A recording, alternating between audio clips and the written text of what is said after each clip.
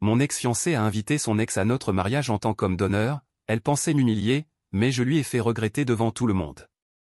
Salut Reddit, cela s'est passé il y a 8 mois, et je suis enfin prêt à raconter toute l'histoire. Mon ex-fiancé pensait pouvoir m'humilier publiquement en amenant son ex-petite amie à notre mariage en tant qu'homme d'honneur, tout en me faisant passer pour un mec insécure et trop traditionnel. Elle n'avait aucune idée de ce qui l'attendait. Accrochez-vous, cette histoire devient très compliquée. Moi, 32 ans, homme, je travaille comme chef de projet dans une entreprise de construction de taille moyenne ici au Colorado. J'y suis depuis 7 ans, montant les échelons depuis chef de chantier jusqu'à superviser des projets commerciaux valant des millions. Je gagne environ 98 000 $ par an, plus des primes. Je possède ma maison sans crédit, grâce à l'assurance vie de mon grand-père que j'ai reçue à mes 25 ans, et je conduis une Ford F-150 2018 entièrement payée en liquide, avec mon fonds d'urgence. Ce n'est pas tapa accent grave-l'œil, mais je crois à la vie en dessous de ses moyens et à la construction de richesses lentement. Je viens d'un milieu ouvrier solide, mon père a été électricien syndiqué pendant 32 ans, ma mère administratrice scolaire. Ils m'ont appris la valeur du travail et de la responsabilité financière dès le premier jour. Phil, les dettes sont de l'esclavage déguisé. Si tu ne peux pas te l'offrir 2 fois, tu ne peux pas te le permettre une seule fois, me disait mon père pendant qu'on bricolait dans son garage. Cette philosophie m'a bien servi. J'avais un fonds d'urgence de 8 mois, des cotisations maximales à mon 401K, et suffisamment d'économies pour un apport de 20% sur une maison encore plus grande, quand le moment viendrait. La maison que j'ai achetée est une ranch avec 3 chambres et 2 salles de bain, dans un quartier correct près de Denver. Je l'ai payée 285 000 $ en 2019, et elle vaut aujourd'hui près de 420 000 $. J'y ai investi environ 35 000 $ en rénovation au fil des années, une nouvelle cuisine, un sous-sol aménagé, j'ai moi-même paysagé tout le jardin. C'est mon sanctuaire, et chaque dollar investi a augmenté à la fois sa valeur et ma qualité de vie. J'ai rencontré Sarah, 29 ans, femme, il y a 2 ans et demi à la pendaison de crémaillère de mon pote Jack. Elle travaillait comme coordinatrice marketing pour une start-up technologique locale appelée Innovatco, gagnant environ 58 000 $. Belle brune au rire contagieux, avec ce qui semblait être une bonne tête sur les épaules. On a tout de suite accroché autour d'une bière artisanale et d'histoires de randonnée. Elle semblait impressionnée que j'ai ma vie en ordre, une carrière stable, mon propre logement, des objectifs financiers clairs. Les 8 premiers mois ont été incroyables. Sarah appréciait que je sois un adulte responsable, et non un homme-enfant comme ceux qu'elle avait fréquentés auparavant. On passait nos week-ends à randonner dans le parc national des Montagnes Rocheuses, à cuisiner ensemble des dîners élaborés chez moi, et à planifier de petites escapades autour du Colorado. Elle postait des stories Instagram de nos aventures avec des légendes comme « Enfin trouver un homme qui a sa vie en ordre » ou « Soirée avec quelqu'un qui s'est planifié à l'avance ». Avec du recul, les signaux d'alarme étaient présents dès le début, mais j'étais trop pris dans la relation pour les voir clairement. Le plus grand avertissement était son obsession pour son ex-petit ami, David. Elle le mentionnait constamment dans les conversations, pas de façon nostalgique, mais plutôt dans un ton d'autocongratulation sur la maturité de leur rupture. David et moi avons eu une séparation très mature, disait-elle lors de dîner. On a compris qu'on était mieux en tant qu'amis. Peu de gens peuvent gérer ce niveau d'intelligence émotionnelle. Elle plaçait son nom partout, David ceci, David cela, vantant à quel point il était progressiste pour rester ami avec ses ex. David travaillait comme responsable régional des ventes dans une entreprise de services financiers, gagnait environ 85 000 $ et conduisait une BMW série 3 en leasing qu'il affichait sans arrêt sur les réseaux sociaux. C'était un de ces gars qui prennent des selfies dans le miroir à la salle de sport et utilisent des phrases comme « grinding » et « beast mode » sans ironie. Sarah me montrait ses publications Instagram en commentant à quel point il était motivé et couronné de succès. Un autre signal d'alerte était la façon dont elle faisait de petites piques sur ma vision traditionnelle dès que j'exprimais des limites relationnelles normales. Quand je disais que je ne me sentirais pas à l'aise qu'elle passe la nuit chez des amis masculins, elle levait dramatiquement les yeux au ciel, disant « C'est tellement possessif, Marc. » Les gens évolués ne pensent plus comme ça. Elle ponctuait ses conversations avec des stories Instagram contenant des citations sur l'amour sécurisé et le dépassement de la jalousie, visiblement dirigées contre moi. Le pire était son obsession à paraître éveillée et éclairée sur les réseaux sociaux. Chaque étape de notre relation était documentée avec de longues légendes sur à quel point nous étions matures et sûrs de nous, comparés aux autres couples. Quand des amis postaient des photos de couples normales, elle les capturait et les envoyait à son groupe privé avec des émojis rieurs, qualifiant leur relation de « basique » et « peu sécurisée ». elle a créé un groupe de discussion appelé « Evolved Couple Goal » avec 3 autres couples de son travail, comparant sans cesse nos dynamiques relationnelles et se positionnant comme l'experte en modèle de partenariat sain. J'aurais dû fuir dès qu'elle a commencé à diffuser en direct nos soirées en amoureux pour fournir du contenu éducatif sur les relations à ses abonnés, mais j'étais amoureux de cette femme. Je croyais qu'elle n'était pas une artiste de la mise en scène, alors qu'en réalité, c'est exactement ce qu'elle était. La demande en fiançailles a eu lieu la veille de Noël dernier. J'avais économisé pendant 6 mois pour lui acheter la bague parfaite, un solitaire de 1,8 carat chez un bijoutier local, qui m'a coûté 9 200 $ après taxes. J'ai fait ma demande lors d'un week-end à Vaille, au même belvédère en montagne où nous avions eu notre première vraie conversation sur notre avenir ensemble. Elle a dit oui, a pleuré de joie, et a immédiatement commencé à diffuser le moment en direct sur Instagram avant même que je ne me relève. OMG les gars, Marc vient de me demander en mariage et je tremble littéralement, cria-t-elle dans son téléphone alors que j'étais encore à genoux, la boîte de la bague dans la main. Voilà à quoi ressemble l'amour évolué, quand les 2 personnes font le travail. Le direct a eu plus de 3000 spectateurs et des centaines de commentaires. Elle a passé tout notre dîner de célébration à répondre aux messages au lieu de discuter de notre avenir. Les préparatifs du mariage ont commencé en janvier, et c'est là que la vraie nature de Sarah a commencé à se révéler. Je veux que David soit mon homme d'honneur, a-t-elle annoncé un soir de février pendant le dîner, comme si elle parlait du dessert. J'ai failli m'étouffer avec mon steak. Ton quoi? Mon homme d'honneur, comme une demoiselle d'honneur, mais David est un homme. C'est très tendance chez les couples progressistes qui ne sont pas limités par les normes de genre dépassées. Elle a sorti son téléphone pour me montrer des tableaux Pinterest qu'elle avait créés. Regarde, j'ai trouvé plein d'exemples. Ça montre à quel point notre relation est évoluée comparée à ces couples traditionnels qui sont menacés par les amitiés entre sexes opposés. Sarah, c'est ton ex-petite amie. Ex-petite amie qui est maintenant un de mes amis les plus proches, Marc. C'est exactement ce genre de pensée rétrograde qu'on doit déconstruire ensemble. Elle m'a adressé ce sourire condescendant qu'elle maîtrisait si bien, celui qui me faisait me sentir comme un enfant réprimandé par un professeur. Les hommes sur 2 ne se sentent pas menacés par les amitiés de leurs partenaires. Je pensais que tu étais plus évolué que ça. J'ai essayé de rester calme et raisonnable. Il ne s'agit pas d'être menacé, mais de poser des limites appropriées.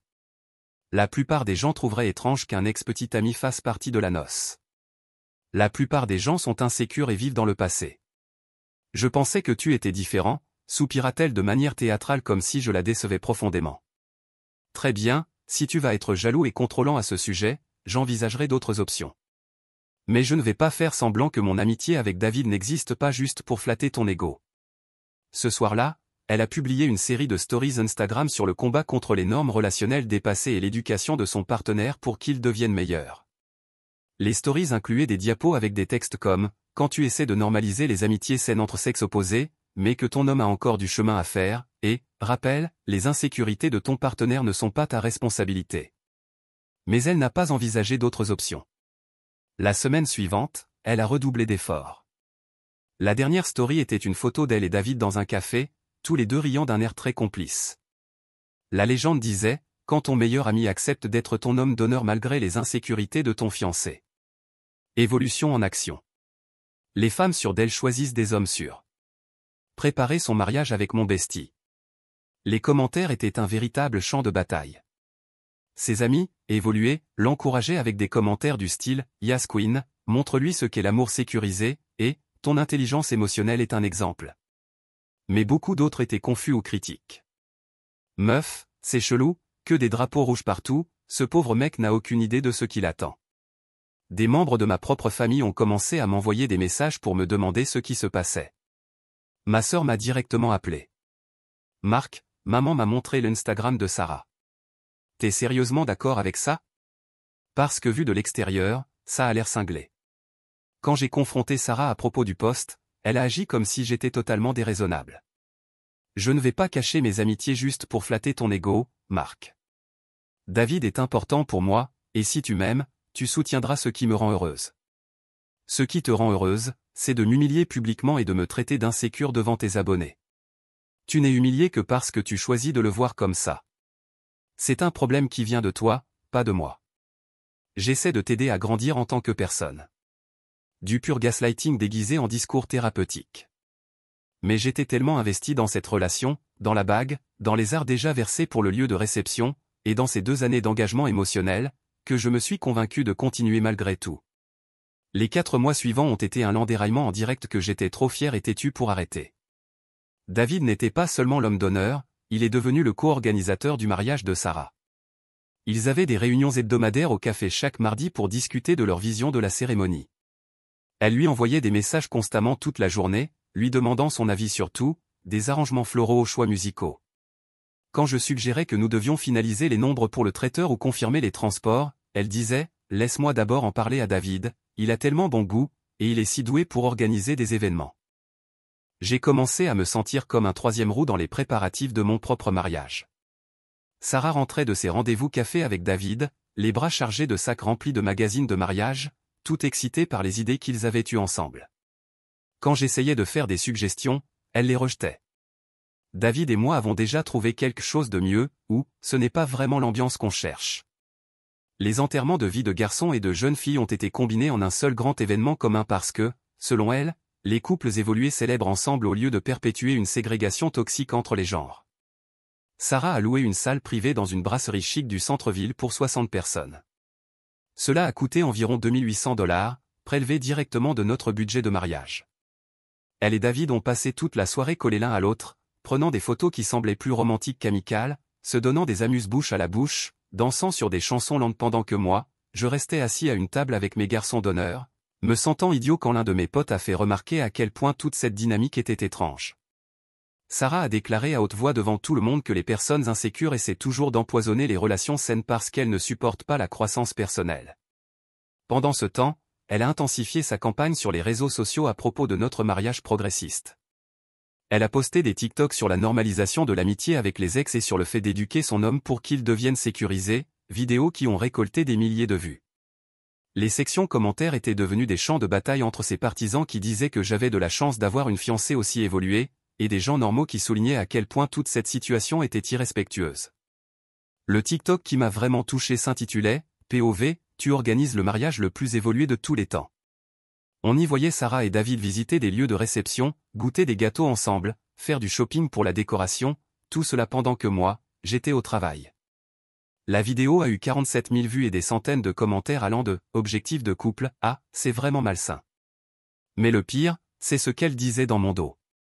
Lors de la fête conjointe d'enterrement de vie de jeune fille et garçon, je l'ai surprise en train de parler à sa demoiselle d'honneur Jessica dans les toilettes. Marc a vraiment du mal avec le fait que David soit dans le mariage. J'essaie de l'aider à grandir et à surmonter sa possessivité, mais il est tellement traditionnel et insécure. David ne réagirait jamais comme ça. Il est assez confiant pour laisser sa partenaire avoir des amis hommes. Cette remarque m'a frappé comme un train lancé à toute vitesse. Elle me comparait activement à son ex-petite amie et, dans sa tête, je n'étais pas à la hauteur. Mon meilleur ami Jack m'a pris à part ce soir-là, après avoir assisté à toute la scène. Mec, c'est de la pure folie. Aucun homme qui se respecte ne tolérerait cette merde. Elle te balance littéralement son ex au visage et t'insulte dès que tu réagis. C'est compliqué, Jack. Elle dit que c'est une question de maturité et de sécurité dans la relation. Mature ? Elle se comporte comme une ado qui veut garder toutes ses options ouvertes. Il a pointé du doigt l'autre côté de la pièce, où Sarah montrait quelque chose à David sur son téléphone, tous deux riant de façon intime en m'ignorant complètement. Regarde-les maintenant. Ce n'est pas de l'amitié, c'est au minimum une infidélité émotionnelle. Je savais qu'il avait raison, mais j'étais piégé par le biais du coût irrécupérable. Nous avions déjà versé $18 000 d'acompte pour le lieu de réception, envoyé 150 invitations, réservé le photographe, commandé les fleurs, bloqué des chambres d'hôtel pour les invités venant de loin. Le mariage était prévu pour le 15 juin, soit dans 6 semaines. Comment tout faire exploser pour ce que Sarah ne cessait d'appeler une simple amitié saine ? Mais mon instinct me criait que quelque chose clochait gravement. Le comportement de Sarah devenait de plus en plus suspect à l'approche du mariage. Elle sortait prendre un café avec David et revenait 3 heures plus tard avec des explications alambiquées sur comment ils avaient été absorbés par la planification de surprises pour la cérémonie. Elle a commencé à protéger son téléphone avec un mot de passe et devenait sur la défensive quand je regardais l'écran. Son emploi du temps de travail incluait soudainement de nombreuses réunions clients en soirée et des événements de réseautage professionnel dont elle ne pouvait pas me dire grand-chose. Le point de rupture est arrivé un mardi soir, début mai. Sarah est sortie dîner avec David pour ce qui devait être un repas de 2 heures afin de finaliser le déroulé de la cérémonie. Elle est rentrée à 11h47 du soir. Je me souviens exactement de l'heure parce que j'étais allongé dans le lit à regarder l'horloge, inquiet qu'il lui soit arrivé quelque chose. Ses cheveux étaient en bataille, son rouge à lèvres complètement effacé, et elle sentait la Cologne, clairement pas la mienne. Lorsqu'elle est entrée dans la chambre, elle a évité mon regard et est allée directement dans la salle de bain. Alors, ce dîner, ai-je demandé aussi calmement que possible. Oh, tu connais David, quand il commence à parler des détails du mariage, le temps passe trop vite. On a fini par aller dans 3 lieux différents pour s'inspirer de l'aménagement de la réception. Elle a démarré la douche sans même m'embrasser pour me souhaiter bonne nuit, chose qui n'était jamais arrivée durant toute notre relation. Je suis resté allongé cette nuit-là, sachant avec une certitude absolue que quelque chose n'allait pas, mais ne voulant pas affronter les implications. Le mariage était dans 5 semaines. Tous nos amis et notre famille avaient déjà fait leur plan de voyage.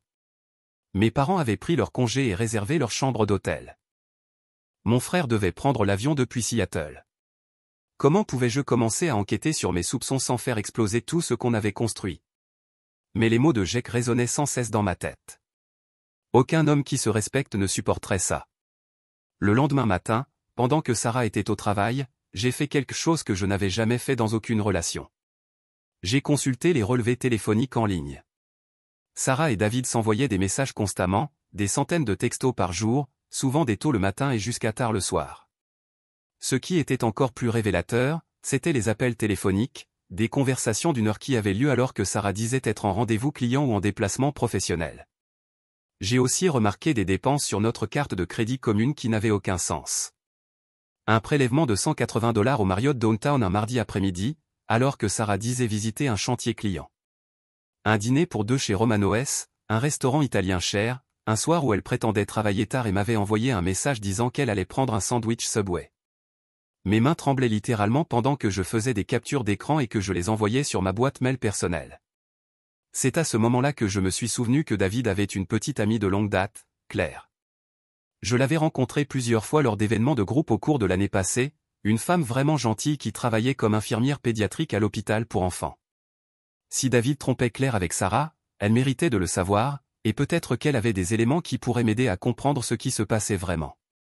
Retrouver les coordonnées de Claire m'a demandé un peu de recherche sur les réseaux sociaux, mais j'ai fini par retrouver son compte Instagram grâce à des amis en commun. Je lui ai envoyé un message privé. Salut Claire, ici Marc, le fiancé de Sarah. Je pense qu'on doit parler de David et Sarah. Tu pourrais m'appeler quand tu as un moment? Il y a quelque chose qui ne va pas. Elle m'a appelé dans les 2 heures. Marc, merci mon Dieu que tu m'aies contacté. Je devenais folle à me demander si j'étais parano ou si quelque chose clochait vraiment. Que veux-tu dire? David se comporte de façon très étrange depuis plusieurs mois. Toujours sur son téléphone, il sort à des heures bizarres, rentre tard avec des explications compliquées qui ne tiennent pas la route. Il prétend qu'il aide constamment à préparer un mariage, mais quand je lui pose des questions précises sur ce qu'il prépare, il devient vague et change de sujet. Mon estomac s'est noué. Tu as remarqué des dépenses inhabituelles? Oui, comment tu le sais? J'ai vu des frais d'hôtel sur sa carte de crédit qu'il disait être pour une conférence professionnelle, mais j'ai appelé son bureau et ils m'ont dit que l'entreprise n'avait envoyé personne à aucune conférence. Quand je l'ai confronté, il s'est énervé et m'a accusé de ne pas lui faire confiance. Nous avons convenu de nous rencontrer le lendemain après le travail. Claire a apporté son ordinateur portable et m'a tout montré. Les relevés de carte de crédit de David avec les frais d'hôtel qui correspondaient exactement aux dates et montants sur ma propre carte, les données de géolocalisation de son téléphone montrant des lieux où il n'était pas censé être, et des captures d'écran de publications Instagram où il était identifié dans des restaurants avec Sarah alors qu'il disait à Claire qu'il travaillait tard. Je me sens tellement idiote, dit Claire, les larmes aux yeux.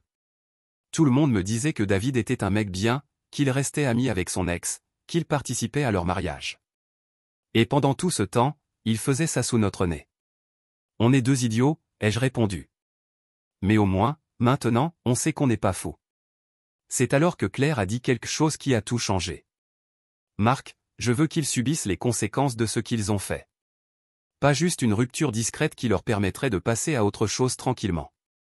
Je veux qu'ils sachent ce que ça fait d'être humilié publiquement, après nous avoir humiliés pendant des mois. Le plan s'est formé au fil de plusieurs conversations entre Claire et moi durant la semaine suivante. Elle s'est révélée étonnamment stratégique et rigoureuse pour quelqu'un qui venait de subir une trahison aussi douloureuse. Il nous fallait d'abord des preuves irréfutables. Claire avait encore accès à l'ordinateur portable de David grâce à leur compte de streaming partagé et à leur connexion Wi-Fi à la maison. Elle a réussi à accéder aux sauvegardes de ses messages via leur forfait iCloud familial et a tout capturé.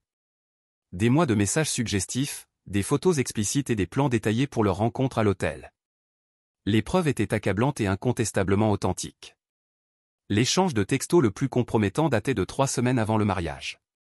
Sarah, honnêtement, j'ai hâte que toute cette mascarade de mariage soit terminée, comme ça on n'aura plus à faire semblant. Marc est tellement à côté de la plaque sur ce qui se passe sous son nez, c'en est presque triste. David, tu mérites bien mieux que ce contracteur ennuyeux. J'ai hâte que tu sois enfin à moi pour de vrai, au lieu de devoir te cacher. Sarah, bientôt, bébé. Il faut juste passer cette étape du mariage, ensuite je pourrai réfléchir à ma stratégie de sortie. La sécurité financière est agréable pendant que je décide vraiment de ce que je veux à long terme, c'était là, noir sur blanc. Elle prévoyait de m'utiliser comme filet de sécurité financière, tout en continuant sa liaison avec David, sans aucune intention d'honorer ses vœux de mariage. Mais la preuve réellement nucléaire, c'était un message vocal que Sarah avait envoyé à David la semaine précédente, enregistré pendant l'un de ses rendez-vous avec un client. Honnêtement, je n'arrive pas à croire que je vais vraiment l'épouser. Tu es tout ce qu'il ne sera jamais. Réussi, sophistiqué, intelligent émotionnellement, vraiment bon au lit. Mais la sécurité financière est agréable, et sa maison est déjà payée, donc c'est un bon plan de secours pendant que je découvre ce que je veux vraiment. T'inquiète pas bébé, ce mariage ne durera certainement pas toujours. Ce n'est qu'une étape de transition. La trahison était complète et parfaitement calculée. Elle ne me trompait pas seulement, elle prévoyait de commettre une fraude matrimoniale. Claire et moi avons passé 2 semaines à documenter tout méticuleusement. Elle utilisait l'ordinateur portable de David pendant qu'il était au travail pour imprimer leurs conversations les plus accablantes. J'ai engagé un détective privé pour 1 200 $ afin de les photographier entrant et sortant ensemble d'hôtels, obtenant des preuves visuelles indiscutables de leur liaison. Le détective, un ancien policier nommé Frank, était incroyablement rigoureux. Il m'a fourni des horodatage, les numéros d'immatriculation, et des photos haute résolution de Sarah et David entrant au Marriott, au Hampton Inn, et même dans un motel miteux à la périphérie de la ville. Les photos les montraient se tenant par la main, s'embrassant sur les parkings, et agissant clairement comme un couple, pas comme 2 amis planifiant un mariage. Le mariage était désormais dans 10 jours. Tous les prestataires étaient confirmés, les invités venant de loin arrivaient et s'installaient dans leur chambre d'hôtel, et Sarah était en mode, future mariée, à plein régime. Elle postait chaque jour du contenu sur notre cérémonie de mariage évoluée et son incroyable homme d'honneur qui brisait les normes de genre. C'est alors que Claire et moi avons lancé la phase 1 de notre plan. J'ai appelé mon cousin Marcus, qui est avocat spécialisé en divorce ici à Denver, avec son propre cabinet. Je lui ai expliqué toute la situation et lui ai demandé d'assister au mariage en tant que mon invité. Je ne suis pas encore marié, lui ai-je dit, mais quelque chose me dit que je vais bientôt avoir besoin de tes services professionnels. Marcus était immédiatement intéressé. Ça a l'air d'être le mariage le plus divertissant auquel j'assisterai, et potentiellement la consultation la plus rentable de ma carrière. Ensuite, j'ai discrètement contacté l'employeur de David. Il travaillait pour Mountain Financial Services, une entreprise qui avait une clause de moralité très stricte dans son règlement interne. Tout comportement susceptible d'apporter une mauvaise image à la société ou de violer leurs standards d'intégrité pouvait mener à un licenciement immédiat. Je n'ai rien fait de cette information sur le moment, mais je voulais l'avoir prête pour l'instant opportun. Enfin, Claire et moi avons parfaitement coordonné notre timing. Elle allait assister au mariage comme mon invitée de dernière minute, assise au premier rang avec une vue directe sur Sarah et David pendant toute la cérémonie. J'ai dit à Sarah que mon cousin Marcus amenait une invitée, une infirmière qu'il avait récemment rencontrée dans le cadre de son travail. Sarah, absorbée par le drame de son propre mariage, a à peine réagi à cette nouvelle entrée sur la liste des invités. La semaine précédant le mariage, le comportement de Sarah a atteint un niveau record d'irrespect et de tromperie. Elle passait toutes ses soirées à finaliser des détails de dernière minute avec David, rentrant après 22 heures et prétendant qu'il coordonnait avec les prestataires ou qu'il faisait des visites finales du lieu de réception. Elle a posté un TikTok sur les couples qui ont suffisamment confiance l'un en l'autre pour avoir des meilleurs amis de sexe opposé, qui a obtenu plus de 200 000 vues et provoqué de vifs débats dans les commentaires. Mon commentaire préféré venait de ma sœur amie, Meuf, si tu as besoin d'autant de validation sur les réseaux sociaux pour tes choix, tu devrais peut-être reconsidérer les 10 choix. Sarah a immédiatement bloqué Amy, puis a publié un autre TikTok sur les membres toxiques de la famille qui ne peuvent pas gérer la croissance personnelle. La veille du mariage, Sarah est allée dormir chez ses parents pour respecter la tradition, même si je soupçonnais fortement qu'elle logeait ailleurs. Elle m'a envoyé un message vers minuit. J'ai hâte de t'épouser demain bébé. Notre mariage va montrer au monde ce à quoi ressemble un véritable amour évolué quand les deux personnes font le travail intérieur. Dernière nuit en tant que fiancé. J'ai répondu, ça va certainement être mémorable. Je n'ai presque pas dormi cette nuit-là. Une partie de moi se sentait encore malade à propos de ce que Claire et moi nous apprêtions à faire. Mais chaque fois que j'hésitais, je relisais ces messages où elle me traitait d'ennuyeux et d'aveugle, où elle disait qu'elle comptait sur moi pour sa sécurité financière tout en couchant avec son ex-petite amie dans mon dos. Au matin, j'étais totalement décidé. Jour J. Le lieu du mariage était Chatfield Farm, un domaine historique à l'extérieur de Denver que nous avions réservé pour $12 000 pour la journée. Sarah avait passé des mois à planifier chaque détail pour que tout soit parfait sur Instagram. Les fleurs seules avaient coûté $4 200. Elle avait engagé un vidéaste professionnel spécialement pour capturer du contenu pour ses réseaux sociaux et sa future entreprise d'inspiration mariage. Tous ses efforts et ses dépenses allaient exploser de façon spectaculaire. Je suis arrivé en avance pour coordonner les derniers détails avec Claire et Marcus. Claire était absolument éblouissante dans une robe bleu marine. Sa robe bleu marine s'accordait parfaitement avec les couleurs de notre mariage. Elle avait apporté un petit sac à main contenant des copies imprimées des échanges de textos les plus accablants, des captures d'écran de reçus d'hôtel et des photos prises par le détective privé. « Tu es sûre d'être prête pour ça ?» lui ai-je demandé une dernière fois alors que les invités commençaient à arriver. Ils nous ont humiliés pendant des mois alors qu'on leur faisait une confiance totale. Ils comptent continuer à nous humilier pendant des années. Maintenant, c'est à leur tour de ressentir ce que ça fait. Sa voix était calme et déterminée. Marcus était pratiquement surexcité. Je pratique le droit de la famille depuis 15 ans et je n'ai jamais vu un dossier aussi solide. Ça va être légendaire. La cérémonie a commencé à 16h30 précise. Sarah était absolument radieuse dans sa robe de créatrice à $5 500, descendant l'allée sur les notes d'un quatuor à cordes jouant le canon de Pachelbel, sa pièce préférée depuis l'enfance. David se tenait à l'autel dans son smoking de garçon d'honneur, rayonnant de fierté comme s'il était lui-même en train de se marier. Pendant un bref instant, en la voyant approcher avec ce sourire sincère, j'ai failli tout annuler. Elle avait l'air si heureuse, si belle, si parfaitement dans son rôle de mariée. Mais puis j'ai aperçu David en train de consulter son téléphone pendant la marche nuptiale, probablement en train de lire un message qu'elle lui avait envoyé le matin même, et ma détermination s'est durcie complètement. Le pasteur Williams, de l'église familiale de Sarah, a commencé la cérémonie avec des mots traditionnels sur l'amour, l'engagement et la fidélité.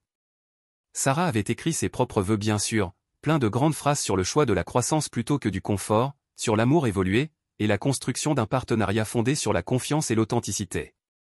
Elle regardait David directement pendant plusieurs passages qui lui étaient clairement destinés, pas à moi. Je promets de toujours choisir l'amour plutôt que la peur, la passion plutôt que la facilité, et la connexion authentique plutôt que les attentes de la société. Mes vœux étaient simples et traditionnels. Je les avais écrits plusieurs semaines auparavant, avant de savoir ce que je sais aujourd'hui. Ils étaient une expression honnête de mon amour pour la femme que je pensais épouser, pas pour l'imposture qui se tenait devant moi.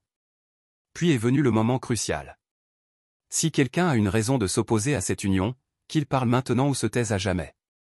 Le pasteur Williams avait à peine terminé sa phrase que je me suis tourné vers Claire, assise au premier rang, et j'ai dit suffisamment fort pour que tout le monde entende, en réalité, je pense que mon invitée a quelque chose qu'elle aimerait partager avec tout le monde. Les exclamations ont commencé immédiatement. Le visage de Sarah est passé d'un éclat de mariée à une pâleur absolue en une fraction de seconde. David avait l'air sur le point de s'évanouir. Claire s'est levée avec grâce, le claquement de ses talons résonnant sur le parquet du pavillon. Elle a marché jusqu'à l'allée centrale, a sorti son téléphone, et s'est adressée aux 150 invités d'une voix claire et posée. Bonjour à tous. Je suis Claire, la petite amie de David depuis 4 ans, ou devrais-je dire ex-petite amie à partir de maintenant. Sa voix portait parfaitement dans le silence total du pavillon. J'ai quelques messages que la mariée et le marié devraient entendre, ainsi que tout le monde ici présent. Sarah a retrouvé sa voix et a commencé à paniquer. Qu'est-ce que c'est que ça, Marc? Qui est cette femme? C'est complètement fou. Ceci, ai-je dit calmement en ajustant ma boutonnière, est la femme avec qui ton homme d'honneur te trompe depuis 6 mois. Le pavillon a explosé en murmures et exclamations choquées. La mère de Sarah a laissé échapper un cri audible. Le père de David s'est levé de son siège et plusieurs invités ont immédiatement sorti leur téléphone pour filmer ce qui se passait. Claire a commencé à lire à voix haute les captures d'écran imprimées avec un ton dramatique. De Sarah à David, il y a 3 semaines, honnêtement, j'ai hâte que cette mascarade de mariage soit terminée pour qu'on n'ait plus à faire semblant. Marc est tellement à côté de la plaque sur ce qui se passe sous son nez, c'en est presque triste. D'autres murmures et exclamations ont traversé l'assemblée. Sarah secouait frénétiquement la tête, essayant d'interrompre Claire, mais cette dernière a continué. De David à Sarah, il y a 2 semaines, tu mérites tellement mieux que ce contracteur ennuyeux. J'ai hâte que tu sois enfin à moi pour de vrai, au lieu de devoir toujours te cacher. C'est complètement fou, cria Sarah, la voix brisée. Ces messages sont faux. Cette femme est clairement obsédée par David et invente n'importe quoi. C'est à ce moment-là que Claire a joué le message vocal. La voix de Sarah, parfaitement reconnaissable, résonnait dans le système audio du pavillon. Elle disait clairement qu'elle ne pouvait pas croire qu'elle allait m'épouser, que David était tout ce que je ne serais jamais. Le silence qui suivit était d'une lourdeur incroyable. On aurait entendu une mouche voler. David a tenté de s'échapper, se frayant un chemin entre mes garçons d'honneur vers la sortie, mais Jake et mon frère l'ont attrapé par les bras avant qu'il ne puisse fuir. Pas si vite, Roméo, a lancé Jake d'une voix forte. Je pense que tu dois une explication à tout le monde ici. Sarah, quant à elle, était en pleine panique. Son maquillage coulait sur ses joues entraînées noires. Tout ça est sorti de son contexte, Marc. Tu sais que je t'aime. Cette femme ment et manipule tout. J'ai sorti mon téléphone et lui ai montré une des photos du détective privé. Une photo parfaitement nette d'elle et David entrant ensemble dans une chambre d'hôtel, horodatée mardi dernier dans l'après-midi. Contexte, dis-je simplement. C'est alors qu'elle a complètement perdu son sang-froid. Tu as engagé un détective privé? Tu es complètement fou. Tu es contrôlant, obsédé, et j'ai évité une catastrophe. C'est drôle, ai-je répondu d'une voix calme et posée, parce que selon ton message vocal, tu avais prévu de m'épouser pour la sécurité financière, tout en couchant avec ton ex. On n'a pas vraiment l'impression que c'est toi qui as évité une balle. Le pavillon était en plein chaos. La moitié des invités filmaient tout sur leur téléphone. Les demoiselles d'honneur de Sarah essayaient de la calmer, et la famille de David exigeait des explications. Mon cousin Marcus s'est avancé, m'a tendu sa carte de visite et a déclaré haut et fort, pour ceux qui ont besoin de conseils juridiques après ça, je suis avocat en droit de la famille. Même si, à ce stade, on parlera peut-être plutôt d'annulation que de divorce. Le père de Sarah, Thomas, s'est approché de l'autel, l'air mortifié. Sarah Elisabeth, mais qu'as-tu fait à cette famille, bon sang? Avant qu'elle ne puisse répondre, Claire a lancé un dernier enregistrement audio. On y entendait David décrire en détail ce qu'il voulait faire à Sarah après le mariage, enregistré lors d'un de leurs rendez-vous à l'hôtel. C'était la goutte de trop. La propre mère de David, une femme douce d'environ 60 ans nommée Linda, s'est avancée et lui a mis une gifle en pleine figure devant tout le monde. Comment oses-tu nous humilier ainsi? Espèce de porc. La cérémonie était officiellement terminée, mais le drame ne faisait que commencer. Les invités quittaient le pavillon en masse, postant déjà des vidéos sur leurs réseaux sociaux. Le hashtag dont Sarah était si fière, hashtag marqué Sarah évolué, était sur le point de devenir viral pour toutes les mauvaises raisons. Mais je n'en avais pas encore fini, loin de là. Tandis que les gens sortaient du pavillon, beaucoup s'arrêtant pour me témoigner leur soutien, j'ai fait une annonce à ceux qui restaient. Pour ceux qui se demandent, la réception est évidemment annulée. En revanche, le forfait boisson est entièrement payé. Donc si vous voulez rester pour boire un verre pendant qu'on met un peu d'ordre dans tout ça, vous êtes les bienvenus. Environ 40 invités sont restés, y compris les 2 familles, mes garçons d'honneur et plusieurs proches. Les 110 autres sont partis, mais pas avant d'avoir pris de nombreuses photos et vidéos qui vivraient éternellement sur Internet.